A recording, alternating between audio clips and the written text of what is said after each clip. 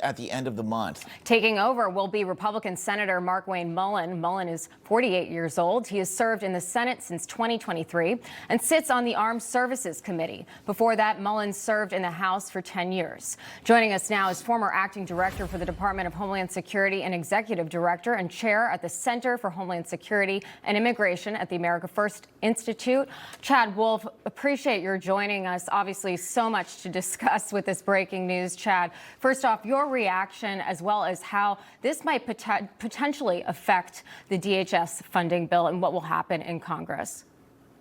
Well, thanks for having me on. Obviously, the president decided that the department needed a new leadership and a new direction, obviously made this change. I think for some of us that were watching this closely, if you go back a month or so ago where President Trump dispatched Tom Homan to Minneapolis, he also wanted to see a change there as well. And so you could see a little bit of this coming. Unfortunately, immigration, border security, immigration enforcement, this is a great issue for President Trump and his team because of the progress that they have made along that border in removing dangerous criminals from the country.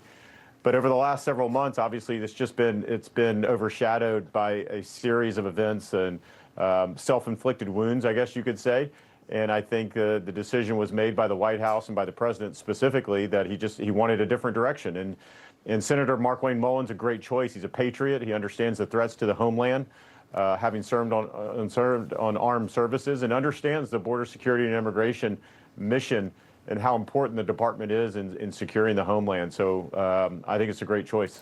Chad, I think there might be some people watching right now that says, okay, Democrats shut down DHS, Secretary of DHS is out, maybe a win for them. You say, though, there's some other things involved with this, some self-inflicted wounds. Can you talk about that, what those are?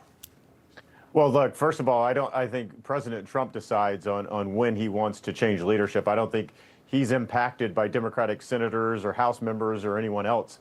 I think he makes his own decisions and decides if he wants to keep cabinet members or not. And so I think that's pretty important.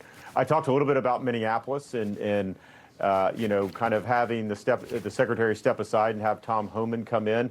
But then you have other things such as, questions about the purchases of planes and the ad campaign buys at the department and other things that were overshadowing the great progress that has been made in securing the border and removing dangerous people from the country. And my guess is all of that factored into the president's decision. What about the relationship, given, of course, that you were the former secretary at DHS, the relationship between ICE and DHS and how we saw Tom Homan move in and really take charge with what was happening in Minnesota? Did that play into anything that we saw today? Yeah, I think it did. I think there's an element to that. Again, having Tom come in there and, there's been reported differences between Secretary Noem and Tom Homan. Well, look, Tom's a 40-year veteran, I should say, of the immigration and border security mission. And so you want him on the team and you want his expertise. And the friction there, I don't think was great. I don't think it was good for the mission. And hopefully, as we move forward, some of that friction will resolve itself. And, when Senator Markwayne Mullin comes on board, you're likely to see a stronger team there. Chad, I think a lot of Americans are still wondering, I know post-Minnesota, about deporting criminal illegal aliens that have come into our country, 15 to 20 million under the previous administration, Mayorkas, which, mind you, he kept his post the entire time. So, talk about the speed of that and how that continues. Is it still continuing? I think now's a good time for an update on that.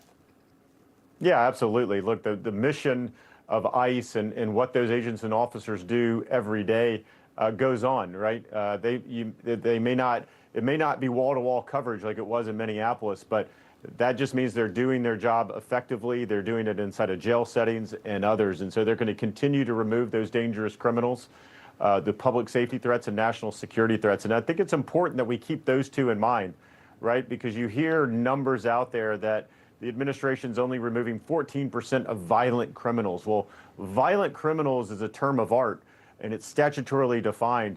I like to say public safety and national security threats because a human trafficker may not be classified as a violent criminal, but yet they are a public safety threat. And so the administration says, look, I'm gonna remove and I'm gonna prioritize and focus public safety and national security threats, and I think they're doing a great job at that.